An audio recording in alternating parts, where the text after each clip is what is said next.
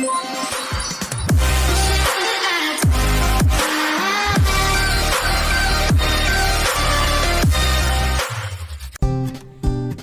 are 5 basic elements or skills in playing the basketball: shooting, dribbling, passing, rebounding, and the defense.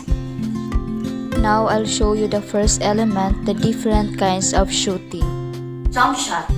To achieve balance when facing the basket for a jump shot, you have to take a big step, usually shoulder width apart, bend your knees, and square your shoulder.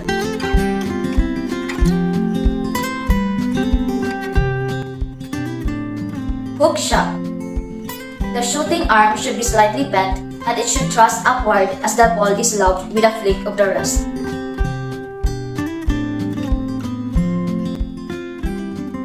Bank shot. It is where the ball hits the backboard before hitting into the net.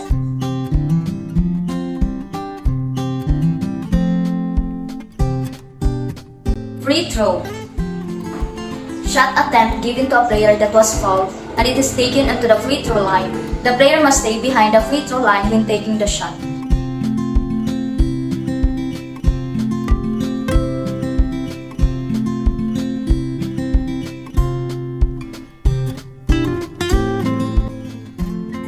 Layup. At the 3-point line, take 2 giant strides towards the hoop and attempt to score by throwing the ball at the top corner of the backboard or lay the ball gently into the basket.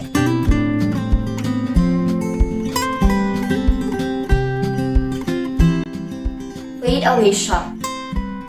Pull away in basketball is a jump shot taken while jumping backwards away from the basket.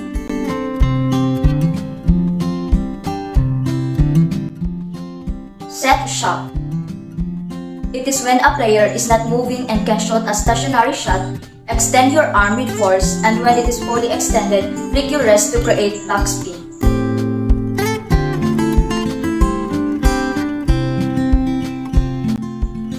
Reverse shot. In doing reverse shot, take the ball in your outside hand while jumping. Extend your arm and flip the ball off the backboard and into the hoop.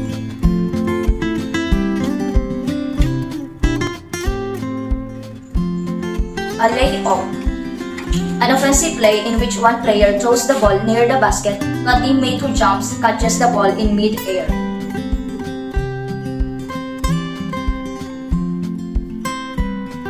Underhand shot. The shooter first grabs the ball with 2 hands, one on either side, bend his knees and then extend them as he raises both arms.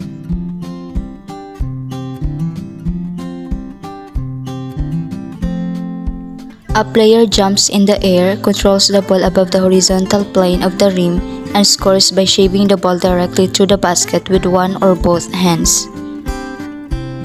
The next element is the different kinds of dribbling. The first one is high bounce dribble. To execute a high dribble, keep your torso erect and push the top of the ball forward well ahead of your body. The bounce of the ball should reach anywhere from between your upper teeth to slightly above your waist. Lower control dribble. A player dribbles the ball low to the ground. In order to do this, a player has to dribble the ball more times than a normal dribble.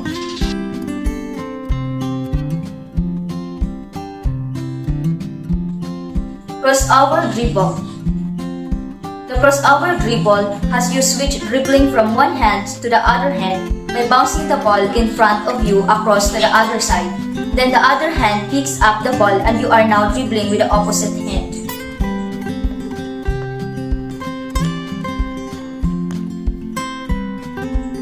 Between the legs. It is used to go past a defender who is overplaying you. Take a deep step forward with your left foot and flick the ball through your legs to your left hand.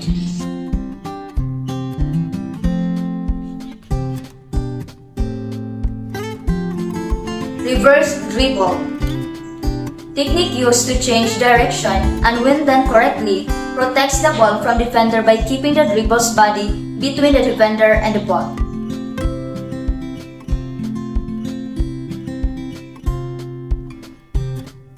Behind the back.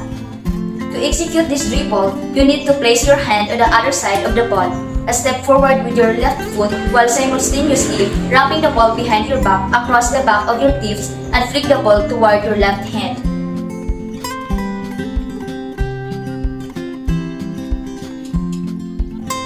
In and out dribble. As you approach a defender while dribbling the ball, fake as if you're bringing the basketball across your body in a crossover motion.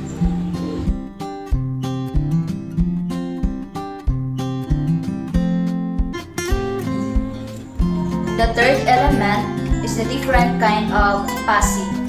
The first one is bounce pass. The ball will travel from one teammate, bounce on the floor, and travel toward their other teammate.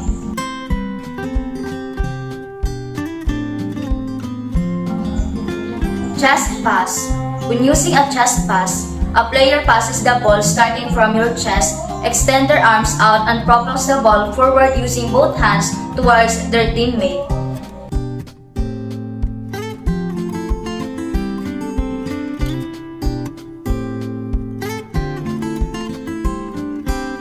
Lob pass.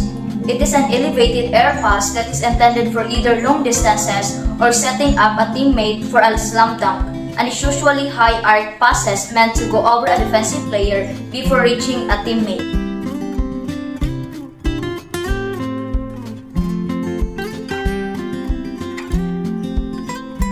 No-look pass. A type of pass where the ball handler passes the basketball to a teammate while facing or looking in a different direction.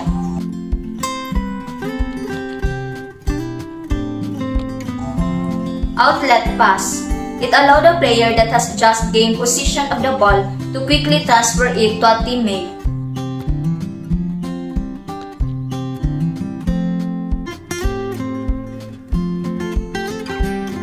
Overhead pass.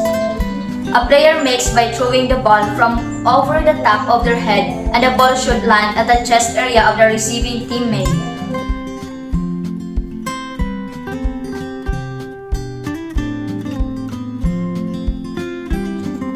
The fourth element is rebounding.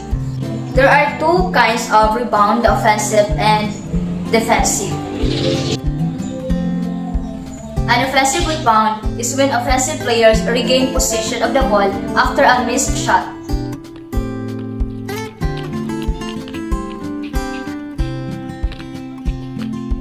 While defensive rebounds occur when a defensive player gains possession of the ball after an offensive player misses the shot.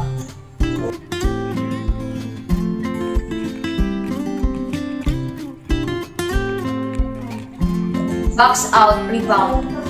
Use your arms to feel which direction the player is trying to get around you in and move with them. Stay in front of the player and push backwards with your butt to push them away from the basket.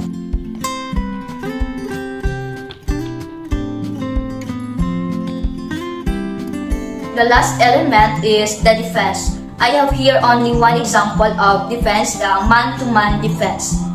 A defensive formation in which a coach assigns each player on the lineup specific offensive player to follow and defend on the court.